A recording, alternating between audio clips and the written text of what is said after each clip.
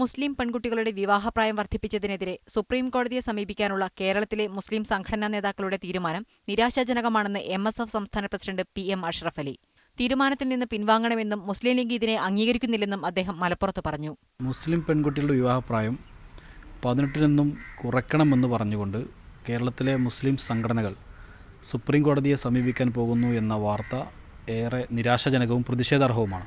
പ്രസ്താവനയിലൂടെയാണ് solidarity തീരുമാനത്തിനോടുള്ള വിയോജിപ്പ് അറിയിച്ചത്. മുസ്ലിം സംഘടനകളുടെ യോഗത്തിൽ അത്തരമൊരു തീരുമാനമെടുത്തിട്ടുണ്ടെങ്കിൽ ശരിയല്ല. രാജ്യത്തെ നിയമം പാലിക്കാൻ എല്ലാവരും ബാധ്യസ്ഥരാണെന്നും സോളിഡാരിറ്റി സംസ്ഥാന പ്രസിഡന്റ് T. മുഹമ്മദ് പ്രസ്താവനയിൽ പറഞ്ഞു.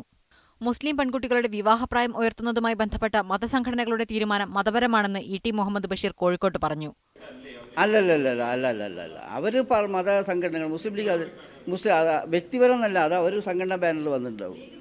സാമുദായിക സംഘടനകളുടെ തീരുമാനത്തെക്കുറിച്ച് മുസ്ലിം ലീഗിന് ഇപ്പോഴൊന്നും പറയാനില്ലെന്ന് മന്ത്രി PK കുഞ്ഞാലിക്കുട്ടിയും പറഞ്ഞു. ആ മുസ്ലിം സംഘടനകൾ എടുത്ത തീരുമാനത്തെക്കുറിച്ച് നിങ്ങൾ അവരോട് ചോദിക്കുക. രാഷ്ട്രീയ പാർട്ടികൾ ചർച്ച ചെയ്യുന്ന ഘട്ടത്തിൽ അതിനെക്കുറിച്ച് ഞങ്ങളുടെ അഭിപ്രായം. വിവിധ ബ്യൂറോകൾക്കൊപ്പം ന്യൂസ് ഡെസ്ക് മീഡിയ 1.